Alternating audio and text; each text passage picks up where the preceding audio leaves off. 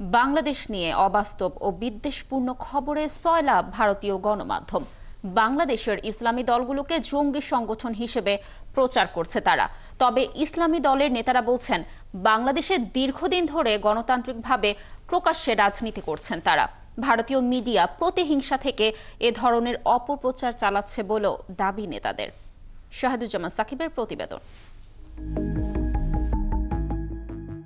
সম্প্রতি বাংলাদেশ নিয়ে গুজব আর বিদ্বেষপূর্ণ খবরের প্রতিযোগিতায় নেমেছে ভারতের বেশিরভাগ গণমাধ্যম। তাদের বিভিন্ন প্রতিবেদনে বাংলাদেশের নিয়মতান্ত্রিক ইসলামী দলগুলোকেও আখ্যা দেওয়া হচ্ছে জঙ্গি সংগঠন হিসেবে।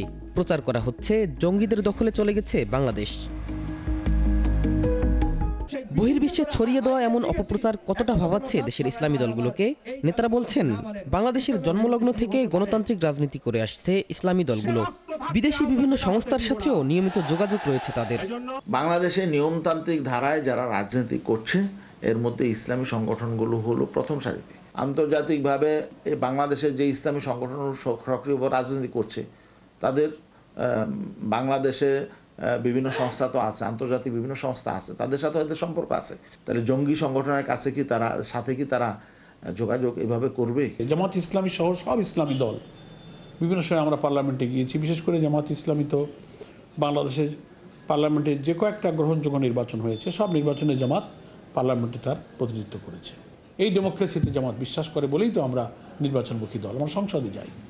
কোনো চরমপন্থায়, কোনো হটকারিতায়, অনিয়মতান্ত্রিক পন্থায় সরকার পরিবর্তনের নীতিতে জামাত বিশ্বাস করে। সব মুসলমান জঙ্গি, এটা আর একটা ব্যাড ইন্টেনশনে তারা এই ধারণা করে এটা প্রচার করে যে এটার প্রচার করলে ভারতে তাদের সুবিধা আছে, ওখানকার লোকাল পলিটিক্সে তারা আবার জনপ্রিয় হয়। অতীতে ইসলামী দলগুলো ভারতীয় আগ্রাসনের বিরুদ্ধে সবচেয়ে বেশি সোচ্চার ছিল উল্লেখ করে নেতারা বলেন, প্রতিহিংসা পরায়ণ হয়েই এমন অপপ্রচার করছে ভারত।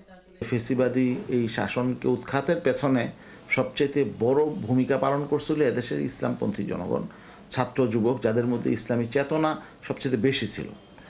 তো এটা ইন্ডিয়া মেনে নিতে পারে নাই।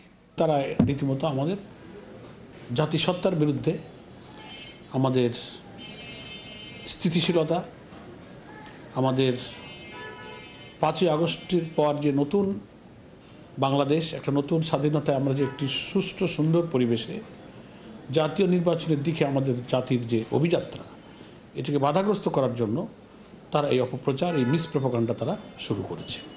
ভারতীয় মিডিয়ার ষড়যন্ত্র বাংলাদেশের মানুষকে ঐক্যবদ্ধ করার সুযোগ দিয়েছে বলেও মনে করেন ইসলামী দলের নেতারা। এটা বাংলাদেশের মানুষ এখন বুঝে গেছে, এটা তাদের অপপ্রচার, এটা যা করে তা ওদের নিজস্ব রাজনীতির স্বার্থে করে। শাহিদুজ্জামান সাকিব, 71, ঢাকা।